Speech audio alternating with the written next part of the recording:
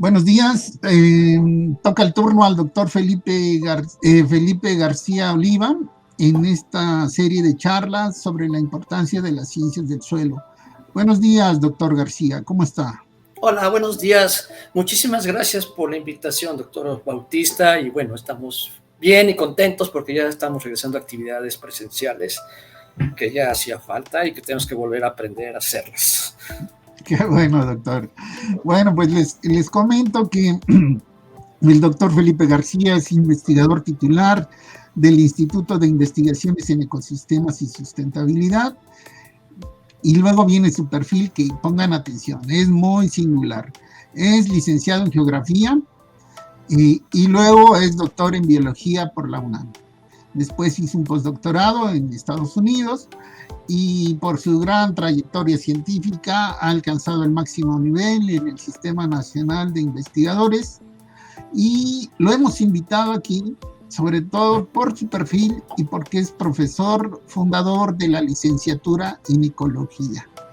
Entonces, la primera pregunta, doctor, es explíquele a la audiencia, a los jóvenes, qué es la ecología, esta licenciatura en ecología que han creado. Platíquenos de ella, por favor.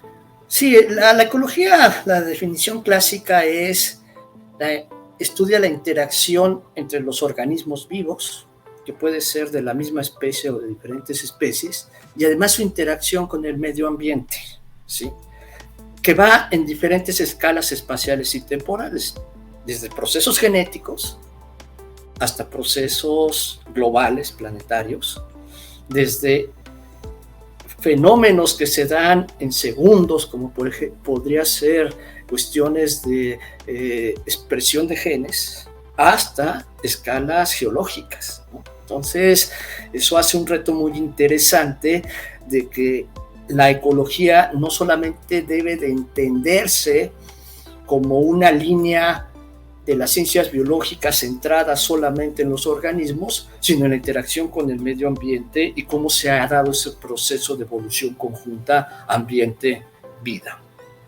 Sí, mire, precisamente lo seleccionamos a usted porque su perfil de conocimiento del medio físico, por haber estudiado geografía, en físico y social también, que eso también luego se nos olvida. Y luego el estudiar biología, pues lo hace como que un ecólogo completo, de los que no tenemos muchos. Yo con mis amigos les digo, no, tú no eres ecólogo, eres un buen biólogo de plantas o de animales, pero de ecólogo no tenemos ecólogos en México y por eso creo que es muy importante esta licenciatura en ecología que han desarrollado. Dígame, ¿cómo nació esta idea y qué esperan de estos egresados en ecología? Mira, cuando se arma la carrera, que el propulsor, el generador de esta carrera fue el doctor Kenoyama. Se está creando la ENES, la Escuela Nacional de Estudios Superiores en Morelia, y una de las cosas que andaban buscando es generar carreras nuevas que podían ofertar a nivel nacional, ¿no? Entonces, eso es una cosa muy importante, porque lo que querían hacer era evitar conflictos y competencias con las universidades estatales, lo cual me parece muy bien, ¿sí? O sea, ya hay un rasgo de estrategia política y de generar nichos nuevos, inclusive para la universidad, para la UNAM, pues. La otra cosa que no solamente fue por eso, era, pues, la biología, como ya mencionaste y como platicamos ahorita. En realidad uno puede quedarse a entender un grupo biológico y entender el proceso de la biología independientemente del ambiente, ¿no? Y ahí era uno y bueno, surge este concepto en la biología bastante ya antiguo de los elementos bióticos y abióticos, ¿no? O sea, son según los biólogos, están más centrados en la dinámica biótica de los organismos vivos, sobre todo con un enfoque de evolución. Y como que el abiótico siempre ha sido el escenario estático, que no se mueve, que no es afectado por los actores. Nada más es el escenario, es como si fuera una obra de teatro, y entonces lo importante son los actores y el escenario. Bueno, qué bueno que ya lo pusieron y ya nomás lo utilizamos y nada, ¿no? Entonces, una cosa que tuvo esta carrera cuando diseñamos es que definimos 3 ejes conceptuales. Uno fue, digamos, el clásico que viene derivado de biología, que es el evolutivo, que era entender dinámica de poblaciones, evolución, etcétera, etcétera. El otro era el taxonómico, el sistemático, que era entender pues, la diversidad de los organismos, cómo se clasifican, etcétera, etcétera, que bueno, aunque mucha gente cree que contar patas y alas ya pasó de moda, sigue siendo sumamente importante. Sí. Y el tercero era el funcional, y ahí fue donde me invitaron a mí, porque estaba muy interesado que desde el primer semestre los estudiantes no se metieran solamente a hacer materias de química, por decir química, antes, bases químicas, sino que era necesario de incorporar las materias bases que dan en biología o en muchas carreras, ya era en la integración de procesos ecológicos. Y ahí surge la idea de que la línea de ecología funcional era sumamente importante para que ese escenario no fuera estático, sino para que entender que ese escenario se está cambiando y que además los autores, los actores están modificando el escenario y viceversa, ¿no? Entonces, creo que ese enfoque es muy nuevo, es diferente a los biólogos que salen de carreras de biología clásica, a pesar de que llevan ecología, sino que aquí los estudiantes desde el principio le estamos haciendo referencia que el medio ambiente, lo que llaman abiótico, que si quieren después platicamos, estamos de acuerdo, no sé si así debe ser esa clasificación, no es estático, es muy dinámico y además hay una interacción muy fuerte entre ambos. Entonces así se estructura. Muy interesante, porque hoy la ecología, hoy se habla mucho de servicios ecosistémicos y muchos de ellos son por el suelo y no por los organismos, o siempre está junto, ¿no? Digamos que luego estas charlas de qué es más importante, si la planta o el animal o el suelo, pues es que no hay ecosistema con solo suelo o con solo planta, sin suelo y sin animales, todo está junto. Y si no vemos la casa completa y sus actores, como usted dice, pues entonces no estamos haciendo ecología, ¿no?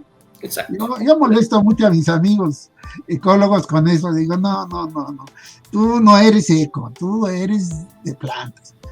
Bien, entonces en ese sentido, mire, cuando yo pregunto cómo se llama tal ecosistema, recibo respuestas muy tristes. Selva baja, selva mediana. Y digo, bueno, selva baja hay en Yucatán, pero también en el norte del país, y también en el este, y también en el oeste. Y eso no funciona igual. Además, decir el tipo de vegetación para nombrar un ecosistema, pues es pobrísimo, ¿no? ¿Qué piensa usted de esto, doctor? Yo coincido contigo, realmente es consecuencia de la tradición de donde surge la ecología, que viene a partir, digamos, de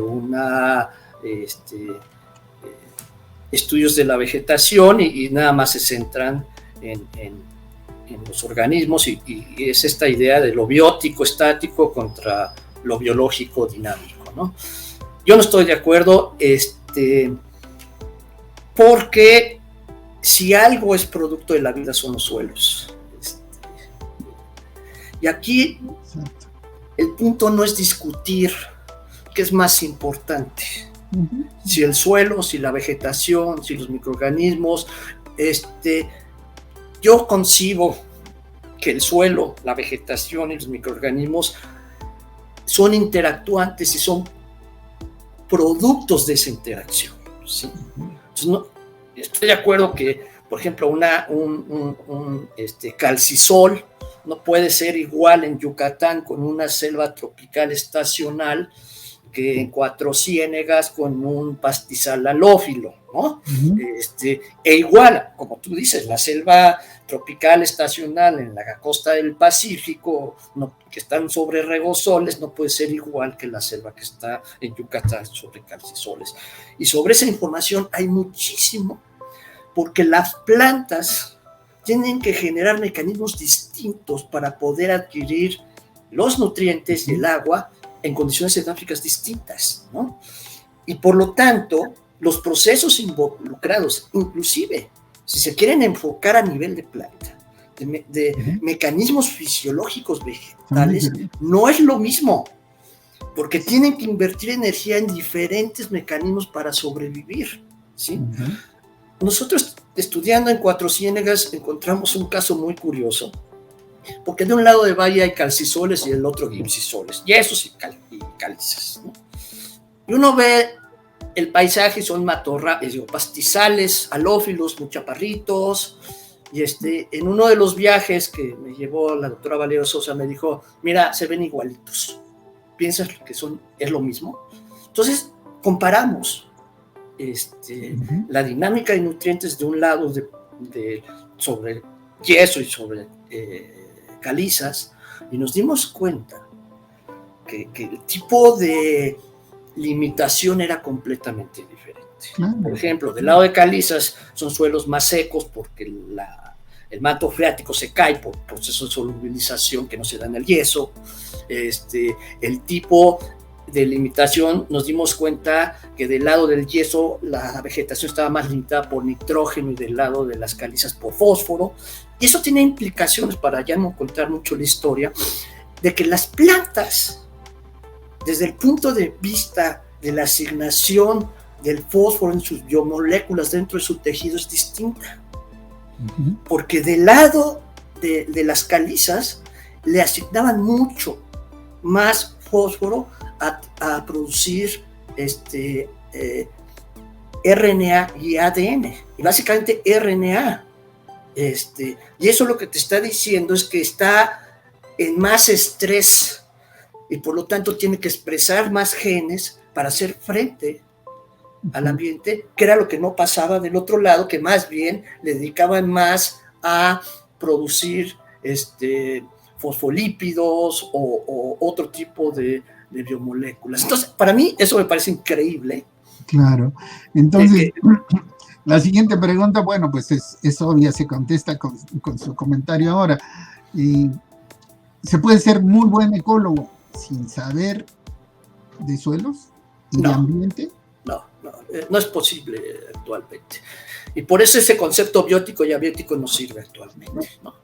De hecho, los mismos ciclos biogeoquímicos son productos de la vida y viceversa, ¿no? O sea, a veces uno se pregunta ¿por qué el mar es azul si era naranja? ¿Sí? ¿Por qué Marte y Venus no tienen oxígeno activo en la atmósfera y la Tierra es lo que domina, ¿no? El nitrógeno, ¿sí? Y es producto de un invento genético que fue el rubisco, que es la que hicieron fotosíntesis, y durante miles de millones de años las cianobacterias estuvieron produciendo oxígeno, y eso modificó no solamente las estrategias biológicas evolutivas de todos los organismos que vivimos en este planeta, sino todos los ciclos biogeoquímicos y la dinámica, obviamente, edáfica. Entonces, básicamente el cielo es azul y el mar es azul porque hay oxígeno libre, reactivo. Antes era naranja. Y porque no había oxígeno reactivo, era CO2, ¿no? Entonces, esto es muy importante, porque uno a veces piensa que, por ejemplo, el suelo, la atmósfera, son escenarios estáticos y no cambian a corto plazo. Y no es cierto. Todo lo que estamos viendo con muchas de degradación de suelo, lo que estamos viviendo con cambio climático global, es el año más seco en muchos años, en muchas décadas. Lo que está pasando en Europa es completamente alarmante. no solamente porque se están quedando sin agua. O sea, no sé si han oído esto de que están apareciendo piedras grabadas en la Edad Media, que decía, si usted ve esta piedra es que va a haber hambre y guerra, porque no hay agua, porque los niveles del río Sena, por ejemplo, son muy bajos. Y bueno, ¿qué hablar de Monterrey y el norte del país? O sea, y eso es muy interesante desde el punto de vista de este cambio de concepción, de que en realidad lo abiótico no es estático, tiene su dinámica y depende de la interacción entre planta, suelo y organismos. Y tiene que uno entendérselo de esa manera. Para mí, definitivamente, en el suelo hay moléculas que solamente se forman en el suelo, que son derivadas a partir de la vida, y estoy hablando de la materia orgánica del suelo. O sea, la gran diferencia entre un sedimento y un suelo es la presencia de la materia orgánica como está estructurada en el suelo y de los procesos de acumulación y transformación de materia orgánica, que eso es lo que hace un suelo, que no es sedimento. Correcto. Bueno, digamos que en resumen, entonces podemos decir que para ser un buen ecólogo necesitamos conocer el medio abiótico, que incluye tipos de roca, tipos de relieve, tipos de clima, tipos de suelo y tal vez tipos de manejo del terreno, que también puede influir. Perfecto. Bueno, ahora pensando en esta licenciatura en ecología, pues ¿cuántas y cuáles materias de las ciencias del suelo, o más bien del medio abiótico, serían ideales para un programa de ecología? Sí, mira, insistimos implícitamente poner la materia de edafología, que no estaba en la licenciatura de Ciencias Ambientales, que es su hermana en la misma escuela. Y básicamente fue, así como hay taxonomía de plantas, de animales y de bacterias, es necesario entender que hay taxonomía de suelos. Y eso implica que el suelo no es ese escenario estático, sino que ha tenido una evolución y una serie, y que sigue con procesos de transformación. Entonces, por eso fue tan importante incluir esa materia. O sea, para que los estudiantes no creyeran que ahora sí que todos los gatos son pardos, ¿no? O sea, no todos los suelos son iguales, ¿no? Entonces, por eso se puso esa materia, y considero que es básica, y que creo que ahora con la experiencia que llevamos con varias generaciones, sí es un cambio importante en la manera en que visualizan el ambiente. Que cuando no hay una materia de este tipo, no la obtienen. O sea, consideran al suelo como algo abiótico y que todo es igual, ¿no? Las otras cosas que incluyen el ambiente las metimos en materias funcionales, como la ecohidrología. Y la ecohidrología, hay que entender la atmósfera, hay que entender el clima, hay que entender la parte hídrica del suelo para poder hacer balances hídricos del suelo. En la biogeoquímica, lo mismo. También, inclusive, gran parte, yo doy el curso de biogeoquímica con la doctora Yunuen Tapia, y gran parte de las clases están involucradas en la dinámica de nutrientes en el suelo, definitivamente. Otro es ecoenergética, o sea, entender la dinámica de la energía en el ecosistema, pero va desde procesos fisiológicos, digamos, de metabolismos fisiológicos, hasta procesos globales, toda esta cuestión de la dinámica de carbono, de la productividad primaria neta, qué tipo de ecosistema secuestra, emite, etcétera, que tiene un contexto muy importante global, y también tiene la materia de cambio global, que también se revisan los procesos asociados a la modificación del clima global, a los cambios de la pérdida de la diversidad a nivel global y a los cambios de los ciclos biogeoquímicos globales. Detrás de todas esas materias está el suelo. Nada más que el enfoque era no hacerlo explícitamente edáfico, exceptuando la primera materia. Y esto es porque, de alguna manera, también el concepto, por lo menos es la percepción que tenemos de las carreras agronómicas, como que el concepto de fertilidad es un concepto intrínseco de cada suelo, y más bien hablamos de biodisponibilidad, que depende de la interacción de plantas, organismos, microorganismos, suelo. Sí, entiendo la complejidad de incluir profesores de otras áreas que le pueden dar otro sesgo a la materia, pero también existe el riesgo de que el que hable de ecoenergía pues se olvide del ambiente, ¿no? Claro, claro.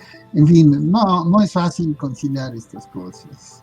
Pero bueno, siendo críticos, ahora se me ocurre que sería bueno poner una materia de taxonomía de ecosistemas. Yo creo que sí. Hicimos, nomás que no ha sido fácil quien de esa materia. Hay una materia que se llama sistemas ecológicos. Y básicamente lo que pretendimos hacer en esa materia era de tratar de hablar de cuáles eran las propiedades emergentes desde los genes hasta los ecosistemas. El problema es que no es fácil encontrar quien la dé. Yo la di 2 años con la doctora Mariana Aguilar, ¿cómo se llama? Ella se me fue el apellido. Y sí, ella es ecóloga vegetal y yo era ecólogo de ecosistemas, ¿no? Bioquímico. Y sí, como que eso, en los años 80 había una discusión un poco barroca de que si los ecosistemas eran sistemas ecológicos o no. Bueno. Y ahora esa discusión ya no existe, ¿no? Pero bueno, yo cuando hice el doctorado, que fue a finales de los 80, principios de los 90, realmente era el abiótico del doctorado, ¿no? Y qué hacía en ese doctorado, ¿no? Ahora actualmente, afortunadamente, con todo esto de los servicios ecosistémicos, ya se acepta que los ecosistemas sí son sistemas ecológicos, ¿no? Y después llegamos a la biosfera, ¿no? No, incluso el trabajo es difícil porque si uno va a la página de la Conavio, pues uno encuentra que dicen los ecosistemas y dicen tipos de vegetación. O sea, en realidad es grave el asunto. Entonces yo sí creo que sería interesante que hubiera una materia sobre definición o taxonomía ecosistémica y cuáles son, así como las taxonomías vegetales y animales y de suelo, cuáles son los clasificadores, ¿no? Sí, bueno, esto me hace recordar que mi profesor decía, ustedes, y a mí, criticando a mí como biólogo, decía, es que tú como biólogo piensas mucho en la vegetación, pero una vez que cortemos el árbol, pues ese ecosistema ya es otra cosa. Claro. Y ese mapa ya cambió. Claro. Sí, tenía razón. Bien, por último, doctor, un mensaje para los jóvenes que quieren estudiar ecología y que deben tener atención en estudiar este maravilloso mundo de los suelos. Por favor. Pues mi consejo principal es que no lo rechacen de entrada.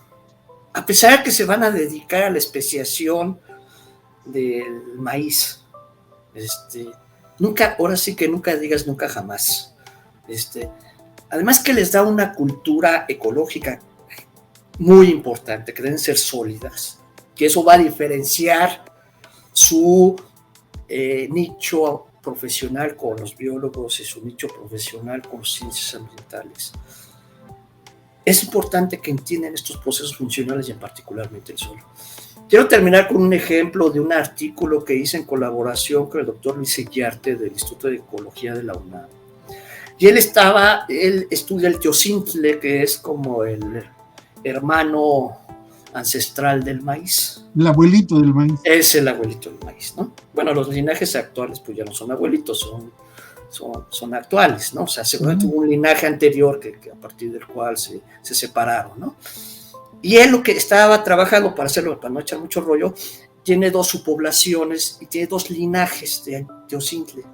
Y no lograban encontrar quién era el factor que separaban las 2 poblaciones. Una estaba en Guerrero y otra en Jalisco. Entonces tenía teocintle más de tierra baja y teocintle de tierra alta. Y siempre lo habían tratado de explicar con clima. Entonces, pues como yo interactúo mucho con ellos, me dijeron, oye, pues queremos meter nutrientes del suelo, ¿qué hacemos? Entonces dije, ya, tú mándame las muestras, yo las proceso. Y el resultado de ese artículo fue que el que explica mejor la separación de ambas poblaciones es la concentración de fósforo en el suelo, más que la climática. Entonces, el estudiante que era la tesis del doctorado decía, es que no es posible, yo nunca había pensado que el suelo le iba a dar un sentido más claro a la separación evolutiva de dos linajes de poblaciones enteógenas. Ese es un ejemplo. Y eso, aunque se dediquen a estudiar la conducta de las chinches, lo que ustedes quieran, lo que está detrás del suelo, pues es la presencia de nutrientes y los balances energéticos. Muy bien, pues un placer platicar con usted, doctor Felipe García Oliva. Pues un saludo y muchas gracias por su tiempo. Muchísimas gracias, doctor Bautista. La verdad le agradezco mucho la invitación y la oportunidad de hablar con el público en general. Bueno, nos despedimos de la audiencia. Hasta luego, muchachos. Estudien ecología, estudien ciencias del suelo. Hasta la próxima. Exactamente.